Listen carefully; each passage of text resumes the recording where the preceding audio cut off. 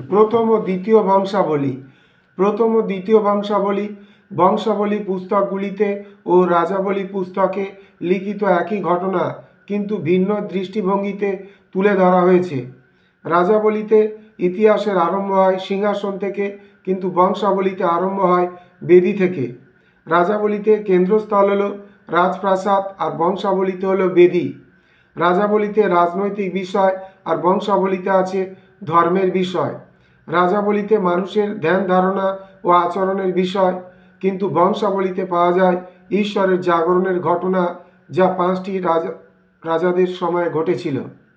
যেমন আশা প্রথম 15 অধ্যায়, জিওশাফট 20 অধ্যায়, জোয়াস 23 এবং 24 অধ্যায়, হিজকিয় 29 থেকে 31 অধ্যায় এবং যোশীয় 35 অধ্যায়।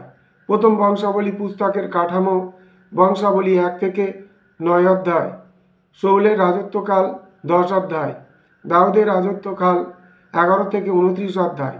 দ্বিতীয় বংশাবলীর কাঠামো: সলোমনের রাজত্বকাল 1 থেকে 9 অধ্যায়, বিভক্ত রাজ্য ও জিহুদা রাজ্যের ইতিহাস 10 থেকে 36 অধ্যায়।